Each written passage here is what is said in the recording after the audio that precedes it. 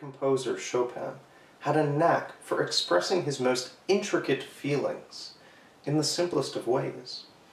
There are a million different ways performers and musicians can express his music.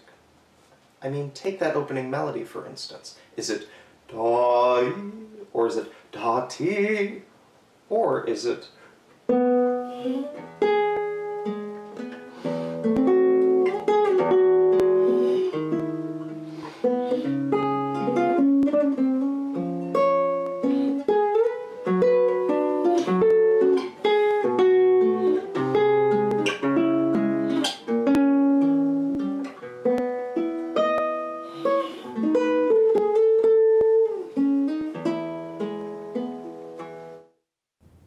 Hello and welcome to Give and Take, the virtues in life. And today's topic is emotions through music. And you was able to get a wonderful clip there of our guest who will introduce himself. So welcome. Oh, thanks so much for having me, Cicely. Okay, so tell us your name and what you do and all that fabulous stuff. Well, my name is Kevin Sherwin. Okay. I'm a guitarist, classical guitarist. Okay. I conduct orchestras and choirs. Lovely. As well, I compose music for myself to play. I've composed music for orchestras and choral music as well. But I think first off, I just think of myself as a musician. Okay. And through these media, I express myself. Excellent, yeah. And so we talked a little bit about that before, and I said what I felt was emotions through music when you were playing your music and how you were expressing yourself, words in the, as we saw a clip in the video, that was really, and so that's why I felt that that was a good title for the show. Oh, well, it's something I definitely aim for. Excellent. To create music that has an emotive quality, a storytelling quality to it, Yes, lovely. So where are you located? Yeah, I live in New Haven, Connecticut. Oh, you're in Connecticut, okay, all right. I was a student at Yale University and still based in the area, but, it's a nice area to be based in, but I tour and teach throughout the Northeast and the country, so. Lovely. So tell us about that video clip we just saw. Oh, yeah. So I was telling you a little bit before different social media today. I was thinking about how to communicate some of my favorite historical musical ideas to, say, a modern audience. And so this kind of 1-minute clip of how can I play and talk about an idea in a way that's cohesive and emotionally resonant was kind of my aim. That piece was a very famous Chopin nocturne. Okay. And Chopin, famous composer, of course. He was a Polish composer who traveled all across Europe and did a lot of his work in Paris. But he was very intent on creating music that was for a salon-like atmosphere, very intimate music, and most of his works are just for solo piano that he would play. And that is a transcription of one of his solo piano pieces for the guitar. And I wanted to talk about how Chopin wrote music that he would play, but it was designed so that anyone can express their individuality in playing that music. And so I want to show there were different ways. And you showed that, there was a particular way that I decided to approach it, all of which could convey different shades of emotions, whether it's a little bit more excited or a little bit more contemplative. These are all things that, as a musician, you can change the way of hitting a note or balancing, the voices to create different effects, basically. So, 2 things before we go on. I want to say you're the first guest for the year, so I'm happy that you're, so the year. So Happy New Year. We're almost at the end of January, but it's okay. It's still the new year. Yeah, exactly. And also, I want to thank Karen Berger of the United Methodist Church. She's pastor at the church, and she was the one that introduced us. I went to a beautiful event that they had at the church. And it was different. They had, it was like an hour and a bit, and they had different kinds of music, and they had the children. It was so well done. Oh, yeah. It was just like this is how things should be. Yes. Just enough just to give you a taste, not anything drawn out, especially when you have such a mixed audience like that has children, absolutely, middle-aged people, older people. Yeah. So you want to be able to cater to all of those, and that was done very well. So, and also Karen was a guest on my show as well. So I want to thank her, personally, I want to thank her for that, you know, introducing you to me. So you're here, Kevin. Yeah. Yes. Yeah. So tell us a little bit more about what you do. I think you teach as well, right? Oh, yeah. Mm-hmm. Yeah, so as a guitarist, you know, I perform recitals and perform in chamber music. And just as you were saying, there are a few components to being a recitalist, you know, giving concerts. You have to create almost like a story within that hour that keeps an audience engaged. Right. And so I'm always selecting repertoire and choosing the way that I play it to create that kind of engaging experience for an audience as a guitarist. Okay. And guitar was my first introduction into music. There was no one in my immediate family who was musical. Oh, okay. Yeah, and so I just really wanted to play the guitar and began on lessons and quickly was introduced to the classical guitar. Right. And then classical music from there.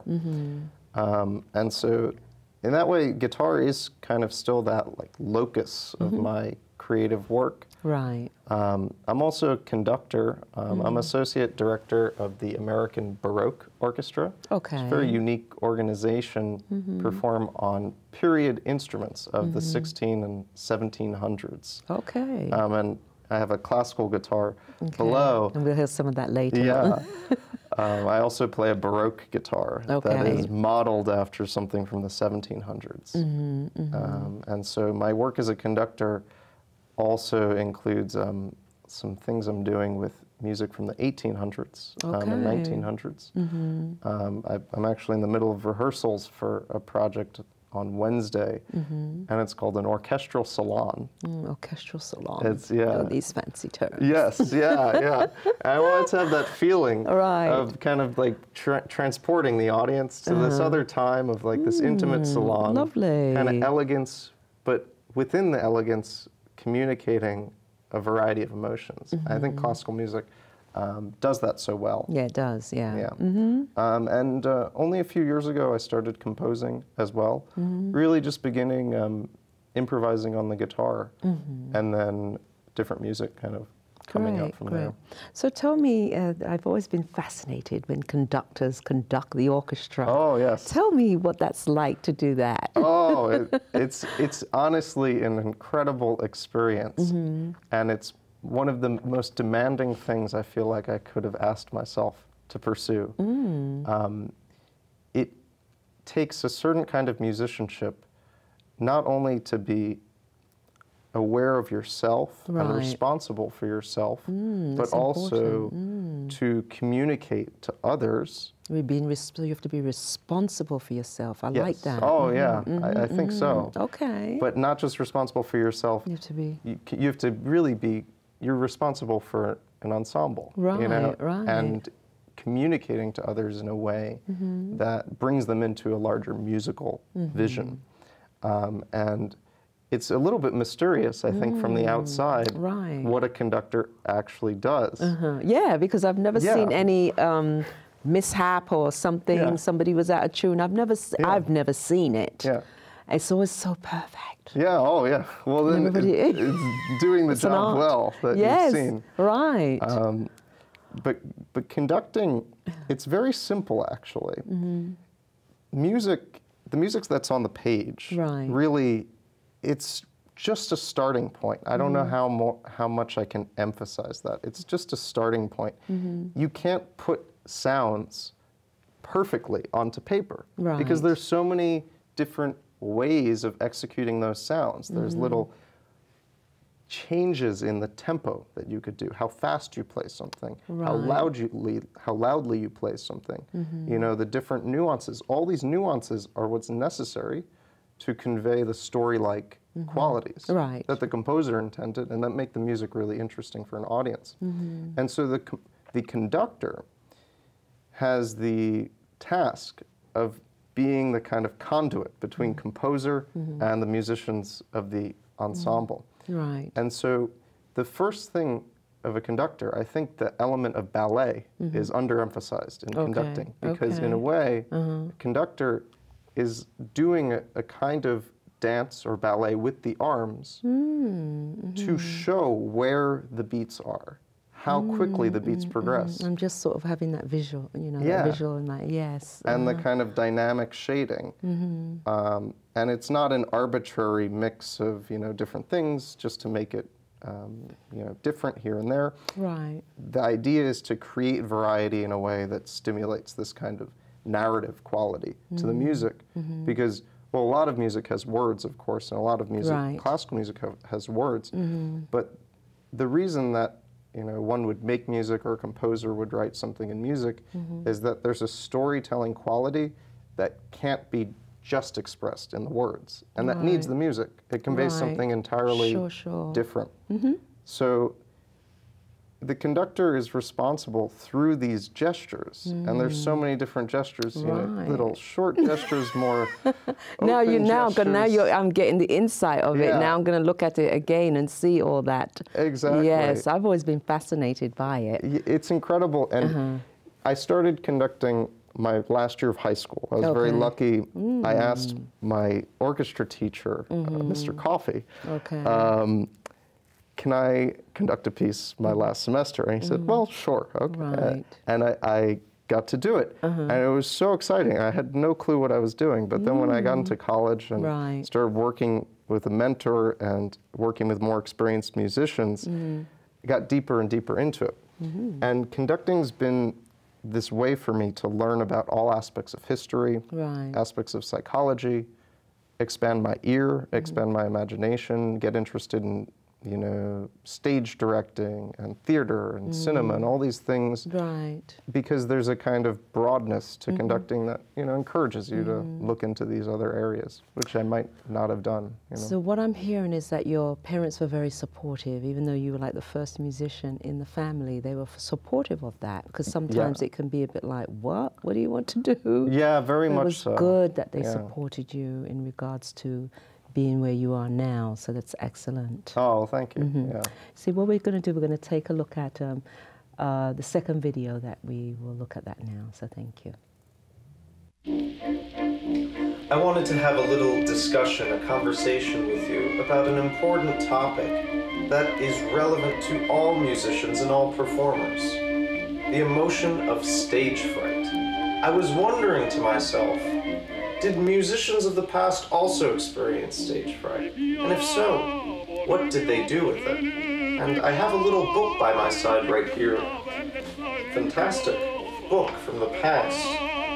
And it discusses Enrico Caruso, the great operatic tenor, and his experience of stage fright. He says, I am seized with nervousness, and the anguish alone makes my voice what it is.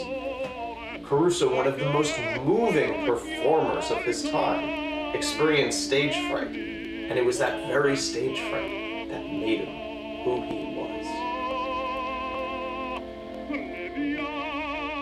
Wonderful. So tell us a little bit about that stage fright. Have you ever had that stage fright? Oh, of course. Oh, of course. That's what makes you perfect, right? The stage fright. Yeah. Well, it's so cool. So, like, there's this book, and I went to a library that had an original copy of this book from the early 1900s. I had these first-hand accounts of some of the greatest musicians, in a way founded the tradition of classical music as we know it today.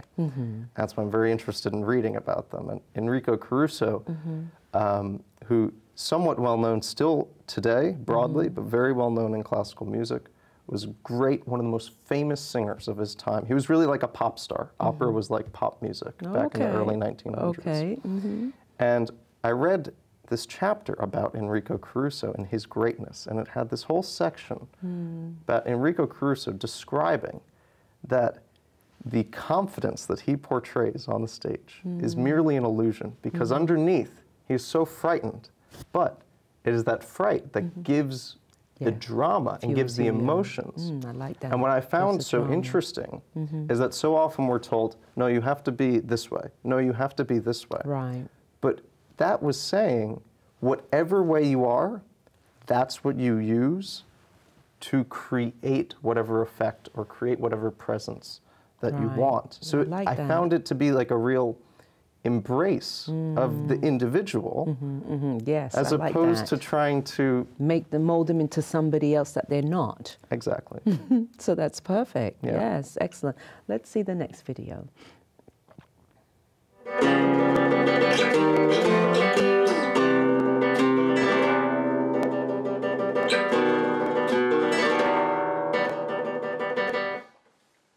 It's always been remarkable to me how some composers are able to express so many different emotions in such a short period of time.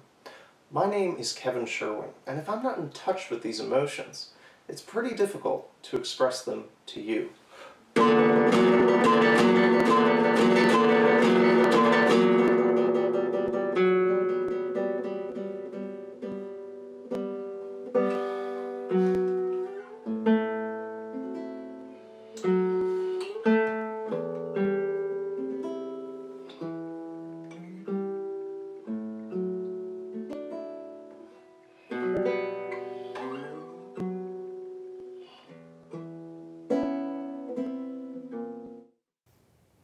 And so there you were, expressing your emotions through music. Yeah. So tell us a little bit about this clip here. Oh, yeah.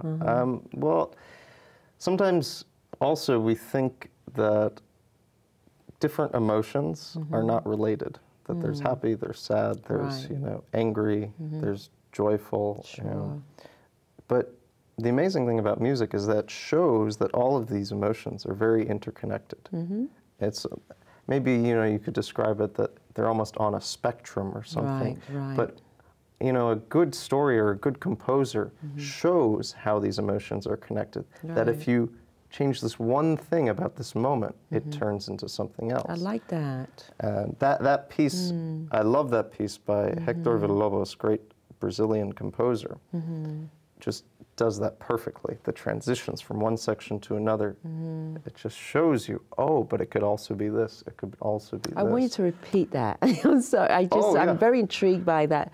The emotion, the music and the emotion, just repeat that bit again. Yeah, well, I think great composers show that different emotions are very interconnected. Right. And that if you change this one thing about this one moment, it turns into a different emotion. I like that. Yeah. I want you to repeat that because I want people to realize that if you're sad, you can change that sadness into happiness just like that. It's your choice. It's certainly true, yes. Yeah, it's your choice. Yeah. So nobody's perfect, and we're going to have moments of sorrow, we're going to have moments of happiness, but all it takes is to just switch that. Oh, absolutely. We don't have to stay in that. Absolutely. And so that's why I want you to repeat it, to see that even through music, that it shows that you can change that emotion. It could be this way, you know, balance, and it could be up, and then it could be low. And so emotions are also like that. So I was just trying to make that connection. So thank you for that, Kevin. I'm really glad it could stimulate that. Yes, excellent, beautiful. There's a certain dignity in great music making that embraces the kind of ebb and flow of emotions. And so I think that's what's always been so important to me about music and other art forms too. It's interconnected. Yeah. Emotions and music is interconnected. Yeah. And so you feel the vibrations of the music, you feel the vibrations of a voice, you feel the vibrations of someone's feelings, and so it's all similar. Yeah. Going somewhere else. I love that. I love it. All right, so let's see this wonderful picture of you at your creative best. Oh, goodness. There you go. So tell us about that. It looks like you was writing a whole book. Oh, my goodness. So I started learning with the American Baroque Orchestra. My mentor, who's also the director, Mark Bailey, there's this wonderful guitar concerto by an Italian composer, Giuliani, Mauro Giuliani. And my mentor, Mark Bailey, asked, we should program this next season. Okay. And I'd always been afraid of this concerto. It's very difficult. And part of the reason it's difficult is because it uses a lot of guitar techniques that aren't common practice today. Okay. And so I think I do look like I'm writing a book or something because what I'm doing, I was on the last page. Okay. I was going through very carefully and trying out things and different fingerings, different ways of playing the same music, and writing in what it's going to be and what I think Giuliani intended. Oh, so sometimes lovely. it's like a curatorial process almost, trying to figure out what the composer was after. And I get very excited about it. Yeah, I can see the excitement in your face. I want to actually have you play the guitar now, because I don't want time. So if we do like a 3-minute piece, that would be lovely. Absolutely. And so we're going to sit back and I'm going to relax and enjoy this wonderful piece of live music. This is a treat for my guests. They've never had this before. Oh, I'm very glad. This is a piece I wrote. It's called Winter Flower. Winter Flower. Perfect. Perfect.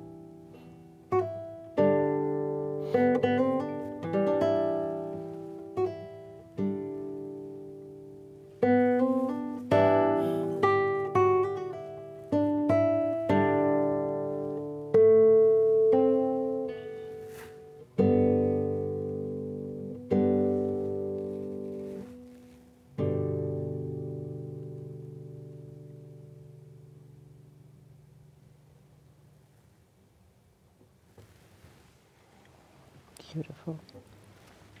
Thank you. So tell us about that piece. Well, I started writing it just improvising on the guitar. And there was one of my close family members was actually very sick, and very sad about it. And the improvising was, I think, a way just to kind of deal with it, you know. That's good. Yeah, yeah. Because we have to have an outlet, Yeah. somewhere to release those emotions. Yeah. And you've got your music, which is a blessing. You know, some people don't have that. Yeah. And in fact, I'm going to something this evening, and it's about suicide prevention for boys. Yeah. Because there's so much things out there and you have to have a way to protect the mind. I think it's so important, you know.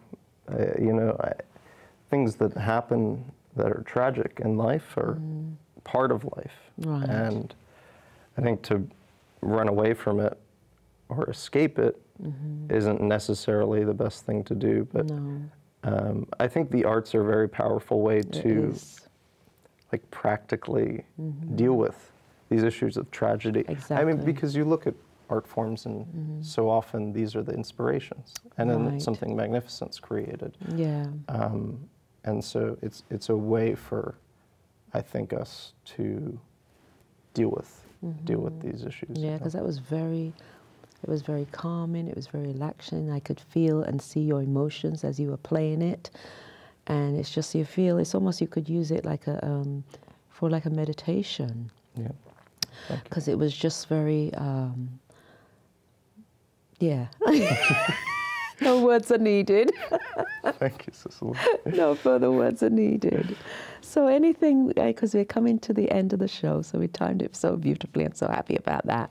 But any last minute things you'd like to say to the audience? Oh, wow. I'm saying audience. I haven't said that in a long time. It must Yeah, be the like new that. year. The viewers. Yes. Audience, viewers. Well, I like that because, you know, sometimes we pretend like there's not an audience there. They're right. You know, and that's like good, you know, art making or something. Right. But what I've learned from historical, you know, research and, you know, my interest in music of the past is that, like, musicians loved invoking certain emotions like that word, or invoking, you know, different ideas in an audience. So it was a very like almost self-conscious activity. I like that, and it's good practice. Yeah, exactly. To invoke an audience, because then the audience is always there. So whether they're there or not, they're always there. It's an act of communication. Yes. Like, and we should never think it's anything but that. I think to me that's like the most noble thing about art making. That's an act of communication. Yeah. Beautiful. Thank you. I want to thank you for coming on, Kevin. Oh, really I'm so appreciative for you having me. It's been a wonderful experience, and you know, to have musicians back to back. Yeah.